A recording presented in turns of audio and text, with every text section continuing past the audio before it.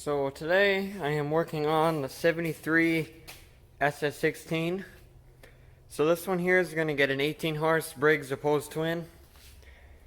This one here, I rebuilt it. I took basically two engines plus some new parts and made one. I already got the wiring all in. The wiring that was in here was kind of half there, and it seemed to be working for what I wanted to do with it, so rewired it. I have it wired up to where the second charging system on that engine runs this rear light along with the light switch that goes to the headlights, because these Briggs have the one wire that runs right to your charging system, or basically right to the battery, and then the other wire goes to your lights. So when I wire these up, the wire for your charging system, I wire it to the part of the key switch that says lights. I always put that, so then that way it's not hot all the time. So I'm going to get that engine put in here and then bolt it down. Maybe I'll run a fuel line from the tank up. And then I need to figure out an intake because I don't have an intake. So I will come back when I got the engine put in. I went to hook the fuel line up to the tank and I realized it's full of holes. So right along in this area, there's a hole right there, you can see that. But there's a little bit of water still in here, and I just tipped it and it all came out in this whole area. It's actually kind of wet right there. But yeah, that's one big hole there, and then somehow the bottom doesn't have any holes in it, but both sides it feels awfully squishy, so that tank's no good. So I found this tank here that's off of probably a Suburban 12. Happen to have the outlet on the bottom in the exact same spot as the cap, so that worked out. So now I just need to figure out how exactly I'm going to put that on there. One thing I have thought of is taking those mounts off of this and then fitting them on here somehow. Probably just like JB weld them on, because I don't want to weld into the tank. Something like that. So otherwise I was going to make some new mounts for this one, because I have another project in mind for that tank, for a tractor that it doesn't need a tank. Well, it just needs a tank under the seat, but it doesn't have to work. It's just there for looks. So that might get used for that. So what I'm working on now is the intake. So I have vertical shaft intakes but not horizontal. So I took a vertical shaft one and I kind of cut it / broke it in 4 spots. I really thought these were aluminum, but it turns out they're actually cast iron. So what my plan is to take some hose. I have a couple options here, and fit this hose on there and then bend it kind of over to the carburetor, and then I'll probably have to have a support in the middle for the carburetor. So that's kind of the plan, and I don't have any of the throttle linkage or anything like that, so yeah, I'm gonna get kind of inventive on a few things, so I will show you when progress.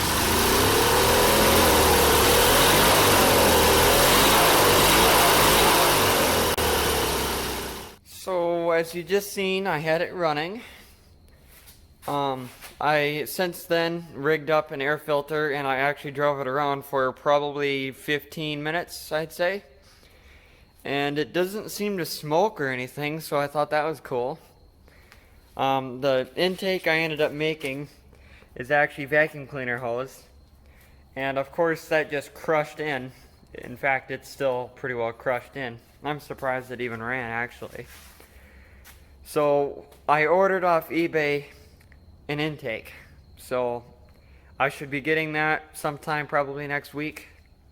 So that'll be really cool. It'll have a proper intake on there, so just to be done with it. So I couldn't find the right intake on there very easy just by typing in like Briggs opposed twin intake.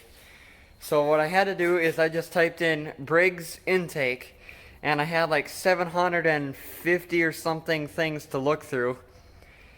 So I just scrolled through everything, and I finally found one. I think it was like 20 bucks, free shipping. So I bought that just to be done. I could have easily got one when I got all this stuff, but I didn't give that a thought. So I got the fuel tank put on the back. You might have saw that before, but now it's actually zip tied in. I just simply zip tied it to the rear light plate, so that should be fine. It's better than not having a fuel tank, I guess. So that's about it on that, basically, until that intake comes. So I got it tore apart. As you can see, there's a pile of parts over there, and I guess a pile of parts here. So I'm going to get this done to bare metal. Sometime I'm going to get the paint that matches from the fenders for the frame, and I'm going to paint this frame in the factory yellow. And since this side frame here is pretty badly cut up and not right, I actually have the entire tractor traced out on cardboard. So basically I have the rear frame, I have floorboards, I have the front frame, you name it, I have traced out on cardboard. So whenever I need any kind of weird part like a side frame piece, I can go ahead and make it out of metal. So I'm undecided still if I want to make the proper one for the SS18, which has this cutout in the side, which would be for the oil filter, or the SS16 style that doesn't have that. I'm probably just going to go with this style because that Onan isn't going to have an oil filter on it, and if for some reason that doesn't work out, those will either get that same Honda right there in it, or probably a Briggs twin, and those also don't have oil filters. So probably just go with the frame that goes straight up because that's less work. So I'm gonna get this done to bare metal, and I'll come back once that's done. Okay, so probably an hour and 45 minutes probably has gone by, and I got a lot done. So got the frame down to bare metal, got the floorboards down to bare metal. I'm working on the battery tray right now. It's just I kind of gave up because I needed a break. So what I'm using this time to wire wheel, I don't use a grinder because, well, just short story, I'm afraid of it. So I recently got the cheapest drill ever. So this was $20, and if I can restore this tractor and one more on it, I'd be happy. So I keep on burning up cordless drills because when you're wire wheeling it, they run for a long time and the motor gets hot, and of course it's sucking up all the dust into the motor and it eventually burns up. So I bought that $20 cheap corded drill just so I can restore a couple tractors. When it burns out, who cares, and I'll just buy another one. So side frame, as you can see, I made that. I was just test fitting it, make sure I actually put the holes in the right spot. And it turns out I did. So that's cool. Glad that worked out. I put the notch here because these side frames, what they did is they actually made the same frame. And then for that side, what they would do is they would just weld in the part for the clutch. And then on this side, they just don't put it in there. What I actually like to do is I like running the fuel line through there and coming up to the engine. But either way, I just wanted that because I wanted this thing to look exactly how it should from the factory. I even did this little cutout right here, which is pretty well worthless. But it's just one of those little touches that just makes it look factory. And really the only thing different is it's probably half as thick as the factory one. But I mean, they really don't do a whole lot. I mean, it supports the weakest part of the frame, which is right here. Well, actually, the weakest part of the frame is right here because they're actually known to snap right there. I actually broke two of them. One I split completely in half, and the other one I was mowing along and suddenly I had only that side fastened on. So I don't know why, but that's a weak spot. So yeah, that should be just fine. So what I'm going to do is I'm going to get my mess of stuff here picked up and going to go pressure wash this. Clean all this grease and grime from the inside of it out and then come back. So I made quite a bit of progress on the SS16 to SS18 conversion. So I got the intake. Well, I guess you already seen the intake on there, but I now have the hood on there. And I have the side cover painted that goes right there. That is same matching yellow as the frame. So I did that. So this is how it starts. So no throttle, no choke. Just walk up to it and do this.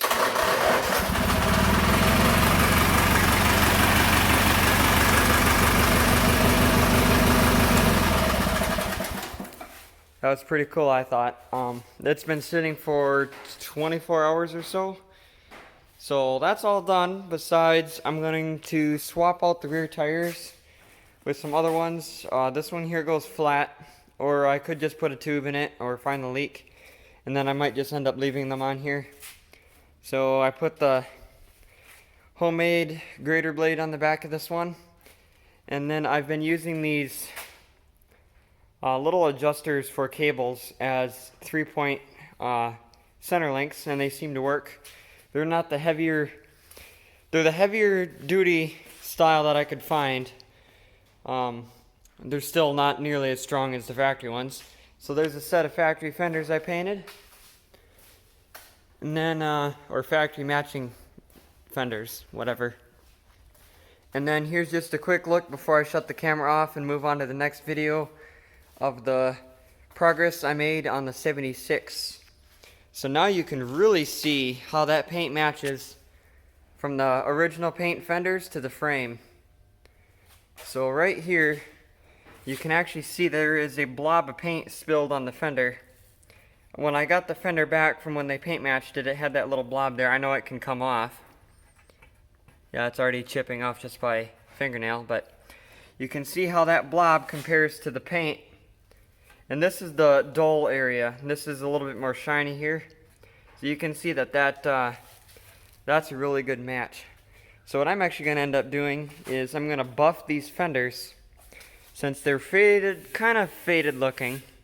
But when I matched it from the inside of the fender that bolts to the frame, it's right on. You can actually set the fender on the frame and kind of lose where the seam is because it's so perfect.